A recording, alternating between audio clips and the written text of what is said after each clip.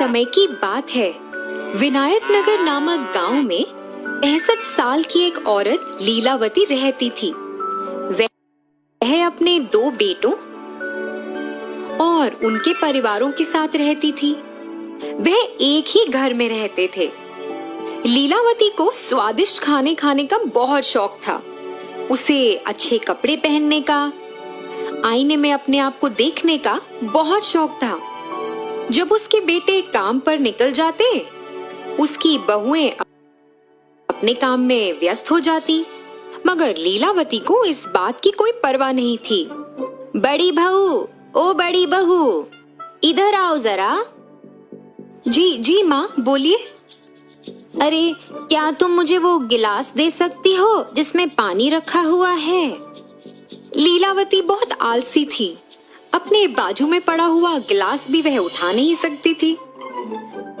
वह हर बार ऐसे ही करके किसी ना किसी को बुलाती और उन्हें परेशान करती। उसकी बहुएं उसका कहना तो मान लेती थी, मगर वह भी बहुत परेशान रहती थी, क्योंकि उसे खाने का बहुत शौक था। जब अच्छा पकवान पकता था तो वह खुद रसोई घर में जाकर देखना चाहती थी कि क्या पक रहा है। अरे बहू, सुनो, तुम क्या पका रही हो?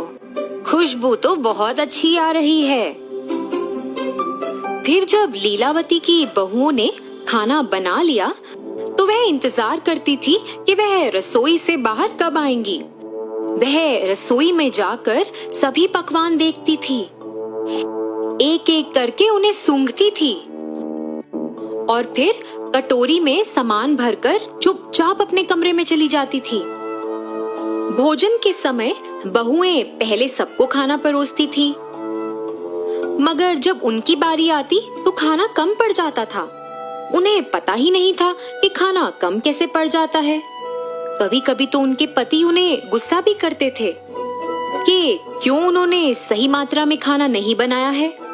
ऐसा देख के लीलावती मन ही मन खूब हंसती, मगर वह अपने बेटों को कुछ नहीं कहती थी कि वह अपनी पत्नियों से ऐसे क्यों बात कर रहे हैं। फिर एक दिन लीलावती के बेटे बाजार से कुछ मिठाइयाँ लेकर आए और वो मिठाइयाँ उन्होंने अपने बच्चों के लिए रख दी। लीलावती से तो रुका ही नहीं गया। वह अपने पोते पोतियों के पास आई और मिठाई का डब्बा उनसे ले लिया। सुनो बच्चों, ये मिठाइयाँ मैं तुम लोगों में बराबरी में बांटूंगी। चलो अपनी आंखें बंद करो और अपना हाथ आगे करो बच्चों। ऐसा सुनकर बच्चों ने वैसा ही किया जैसे उनकी दादी माँ ने कहा। फिर लीलावती ने उस डब्बे में से कुछ मिठाइयाँ चुपचाप अपने पास रख ली और बाकी की मिठाइयाँ बच्चों को दे दी और फिर चुपचाप अपने कमरे में चली गई। ये ही नहीं, वह तो अपनी बहुओं की साड़ियाँ भी चुराती थी। जब उसकी बहुएं साड़ियों को तार पे सूखने के लिए टांगती, वह चुपचाप साड़ियाँ ले जाती। उसकी बहुएं परेशान हो जाती कि ऐसा किसने किया है। उन्हें लगता कि साड़ियाँ कहीं गुम हो गई हैं। माँ जी, आपने मेरी लाल साड़ी देखी क्या? मैं कई समय से ढूंढ रही हूँ, मगर मुझे मिल ही नहीं रही। मैंने उसे सूखने के लिए तार पे डाला था। क्या आपने देखी है? नहीं बहू, मैंने नहीं देखी। मुझे लगता है वो पड़ोस की राधा ने ऐसा कुछ किया है। कल मैंने वो साड़ी उसके पास देखी थी। हाँ माँ जी, मेरी साड़ी भी गुम चुकी है। मुझे लगता है ये राधा का ही काम है। तुम दोनों को उसके पास जाकर बात करनी चाहिए। ऐसा बोलकर उसने अपनी बहुओं को बहकाया। जैसा उनकी सास ने कहा, वह दोनों अपनी पड़ोसी राधा के पास गईं और लड़ने लगीं। राधा की तो कोई गलती ही नहीं थी और उन्हें लड़ता देख लीलावती दूर से हंसने लगी। इनको तो पता ही नहीं चलेगा कि ये मैंने किया है। देखो कैसे लड़ झगड़ रही हैं। लीलावती ऐसे ही अपने परिवार में सबको तंग करती।